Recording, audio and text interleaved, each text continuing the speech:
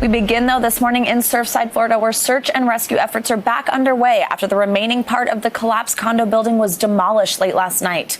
Operations had been on hold amid concerns about the building's stability. The death toll climbed to 24 over the weekend, with 121 people still unaccounted for. NBC News correspondent Elsa Barber is with us now from Surfside. Ellison, good morning.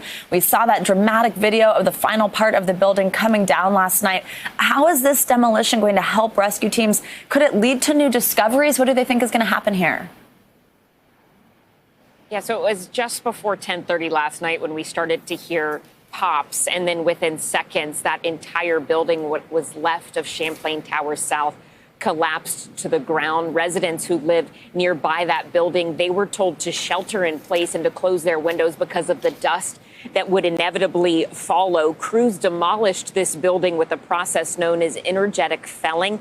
They used small strategic detonations and then relied on gravity to bring the building down on the footprint, essentially for it to just drop in place and fall where it stood so that it wouldn't fall over onto that pile of rubble where workers have been diligently working and removing debris for the past 12 days or so. Officials have said that this demolition achieves really two key things. That one, it removes a structurally unsound building in a controlled manner before we potentially see any impacts from Tropical Storm Elsa, and that it also gives rescuers access to a larger search area. Listen here.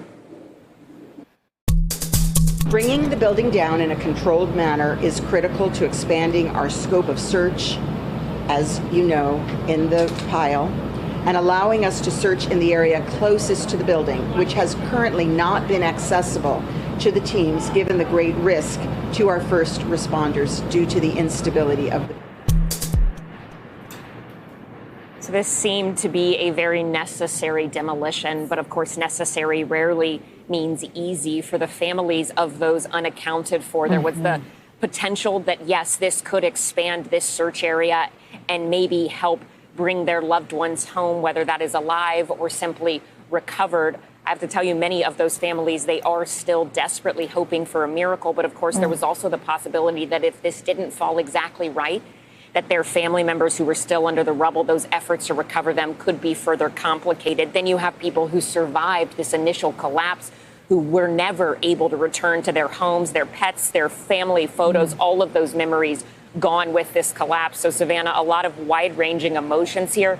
Understandably, from what officials say, this seemed to be very necessary, but obviously, again, very much not an easy thing for the families of those still missing or this community. Savannah? Absolutely. And in addition to all those difficulties that you just laid out, those emotional difficulties that, of course, also put the search on hold for a bit, how quickly were search efforts able to resume after the demolition? Amazingly, within minutes. We actually saw our colleague Von Hilliard was standing on kind of the other side of the building from where we were, and he saw a crew within minutes of that building collapsing going back in to get to work. When I talked to members of Florida Task Force 2 yesterday, they were on the shift that started at noon and would end at midnight. They had told me middle of the day. I thought maybe they were getting a minute to take a break and breathe and recover. And they said, no, we're here. We've moved a couple blocks away, but we're standing by. So as soon as we get clearance, we have our handheld tools. We can get back on there as quickly as possible. It'll take a while longer for all the heavy machinery to be back up and working. But in the immediate aftermath, within minutes, these teams, they went back out with the tools they can use with their hands and got back to searching in that rubble. Savannah. And Ellison, just really quickly, of course, another potential obstacle for this search operation that could put it on hold again is Tropical Storm Elsa. What do we know about that? Yeah, I mean, at last look, it looked like we were certainly out of the cone, but that doesn't mean that we might not still feel effects of it here. But let me let you listen to what Governor Ron DeSantis said about that just yesterday. Actually, we will hold off on that, and I will tell in terms of the impacts for Surfside, which we're obviously very concerned about, could see some gusts, but it has tracked west over the last day and a half, more so than the initial forecast. And so we'll just keep watching that, and we'll be ready, be prepared. But we're prepared to deal with the impacts of the tropical storm in the Keys and on the west coast of Florida. And then obviously we're going to continue with the mission in Surfside. So monitoring that, but officials here locally have said that they do feel like at this point they might have dodged really something that could have been very significant. But obviously, even if you're outside of the cone, that doesn't mean you won't still feel the effects. So that's something officials here are watching very closely, Savannah. Absolutely. Ellison, thank you for your fabulous reporting, and you're a pro. I know you're about to ad-lib that for us when we didn't think we had the sound, so thank you so much. Cuba is bracing for hurricane-like conditions as Tropical Storm Elsa shows signs of strengthening as it approaches the island. Let's get the latest on this from Janessa Webb, who's with us on this holiday Monday. Hi, Janessa. Good morning. Hi, good morning, Savannah. You know, we have the center of circulation that is just south of Cuba, and we are going to have 2 landfalls with this storm system. It's going to be really a big-time flood threat across central Cuba into the western part, and then it will lose its force just a little bit before it goes back into open water, where it will continue to gain some steam. So right now, 65-mile-per-hour winds. We're still at tropical storm stage. Now, there's still that potential when it goes into that Gulf, potentially into a Cat 1 hurricane. So we're going to be watching that pretty closely. There is a northwest movement of 14 miles per hour. It has slowed down just a little. So you can see from the latest track that cone of uncertainty has really started to come together. It's the Florida Keys to southwest Florida that we're really going to be watching. And then the second landfall for Wednesday evening going into Thursday. Savannah? All right, Janessa, thank you so much for the latest there. The White House just barely fell short of its July 4th vaccination target. President Biden aimed to get 70% of Americans at least one COVID vaccine dose by July 4th. And the CDC reports we're at 67%. In an address to the nation from the White House North Lawn on Independence Day, the president celebrated the progress we have made so far against the virus. On this sacred day, I look out to those monuments on our National Mall and beyond them, into the hearts of our people across the land. And I know this, it's never, ever been a good bet to bet against America. Never. We just have to remember who we are.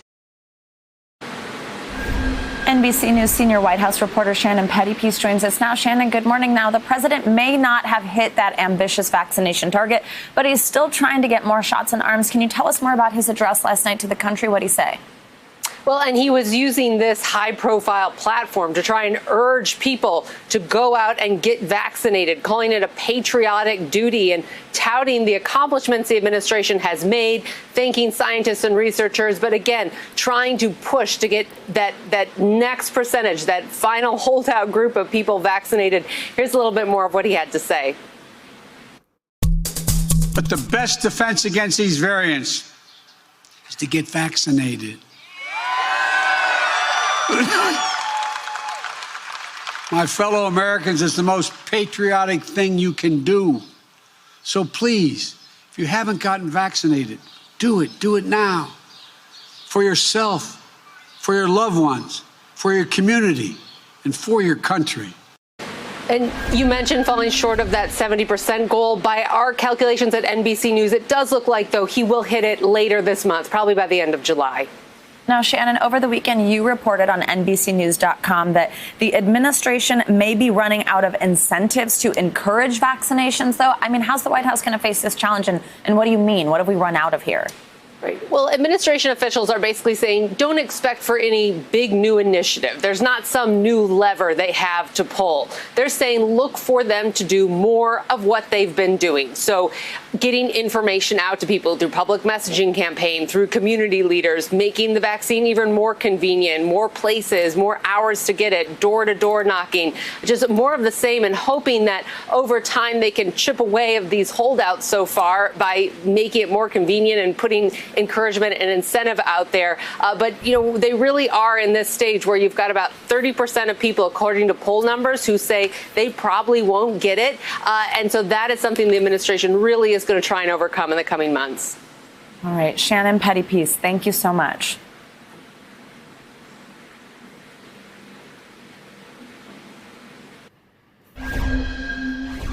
A third Olympian has tested positive for the coronavirus in Japan.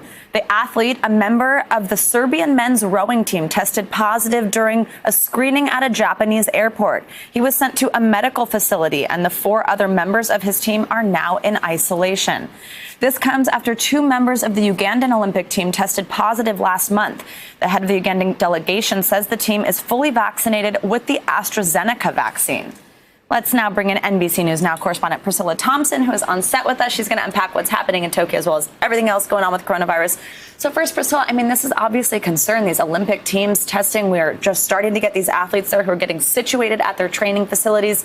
What do we know about what's going on there and how are officials feeling about this?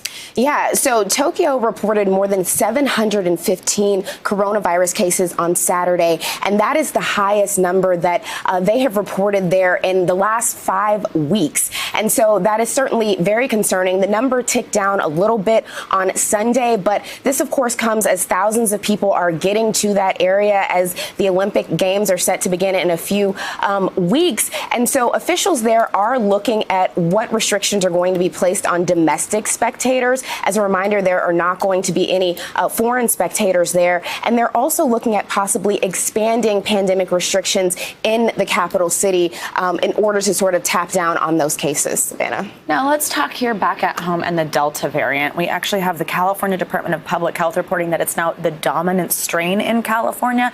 What's this mean for the state and the country, and how concerned are health officials? Yeah, Savannah, so we just got those numbers from the California State Health Department looking at what happened in June. And what they're finding is that it is the dominant variant, or it was the dominant variant there in June, with 35.6% of cases being identified as that Delta variant. And to give you a comparative metric, that was around 5.6% in May, the number of Delta variant cases in California. And so this is something officials have been warning about for the past several weeks around the world, because that Delta variant is more contagious and it could lead to more intense health impacts. And so for people who are vaccinated, doctors are saying nothing to worry about. They are protected. But for those people who are not vaccinated, it is certainly very concerning. Yeah, absolutely. I actually know some people, just friends anecdotally, who hadn't been doing anything and then finally now, have reemerged sort of as we all have gone to a restaurant. They're fully vaccinated. They did come down with a Delta strain. This was in California, but they just basically have a sore throat. It's still protecting them from serious illness. Exactly, right. Still have that protection. But for those millions who aren't vaccinated, right, they don't have that, right? Yeah, absolutely. All right, Priscilla, let's now talk South Korea. It's, of course, been a model for how to contain the coronavirus. They got it under control pretty quickly, kept it under control. Now they're reporting 700 new cases. How's that happening there, and are they worried? Yeah, and third straight day of more than 700 cases. So, again, a concerning metric. And so what is happening there, officials are saying, and I should point out that 550 of those cases coming out of Seoul. So those big cities are really the issue there. And so officials in Seoul did not roll back those pandemic restrictions. They were waiting to do that. But public health experts say that folks are not being as vigilant as they had been about those safety precautions. And of course, this is happening as the country is working to get their vaccination rate up. Yeah, absolutely. All right, Priscilla Thompson, all the COVID news we needed. Thank you so much. You're welcome. Happy 4th, and thanks for being here with us. Thank you. Today is the soft reopening of the U.S.-Canadian border after nearly 16 months of closure. From today, fully vaccinated Canadians will no longer have to quarantine for 14 days after traveling from the U.S., but many restrictions remain in place. NBC News correspondent Shaquille Brewster joins us now from the Ambassador's Bridge in Detroit, which links the U.S. and Canada. Shaq, I was just in Detroit, and I could see Canada from my hotel room, which was very exciting to me. Good morning. Yeah, exactly. Good to see you. All right, you spoke to people about the border shutdown. How's this impacting their lives just on a personal level, being able to go places, see people, but also economically? Yeah, a big impact on both ends. Let's talk economics first. The closure, estimates say the closure is costing $1.5 billion each month. When you look at all the international spending, or spending by international visitors in Canada, Americans make up about half of that. So you're talking about a significant economic impact for businesses, but then there's also the personal impact. You have people who own homes, own properties right across the bridge in Canada. You also have people who have loved ones right across the border. Listen to a little bit of our conversations with people on this side of the border who have been impacted. The Port Huron area typically relies on 50% of the business is from the Canadians. So at least half. It's not even restaurant industry. It's the boutique down the road. It's the person who makes candles, the person who makes wellness products. They're being affected by it majorly. I don't understand why Canadians and Americans can travel to France or Spain, enjoy a holiday together, but we can't reunite with our families and rejoin our properties and say hello to our neighbors, right? That we've known for multiple generations, right? Very frustrating. That last gentleman there owns a property right across the bridge, right across the river here. So you get a sense of how much this is impacting people, both on the economic aspect, but also the personal. Yeah, absolutely. And what are you hearing, actually, Shaq, from Michigan representatives about the border closure? Are they concerned that it's not getting enough attention? Yeah, not only Michigan representatives, but really representatives across the country, a congressman and congresswomen across the country. You know, we talk about the border all the time, but most of the time we're talking about the southern border, not the 5,500 miles of the U.S.-Canadian border. Listen to what one representative told us earlier this week. There clearly is not the attention being paid to the northern border like there is to the southern border. And I think, sadly, the Biden administration has had their focus pulled down to the southern border and the crisis that is going on there. And we have to fix that. They have to fix that.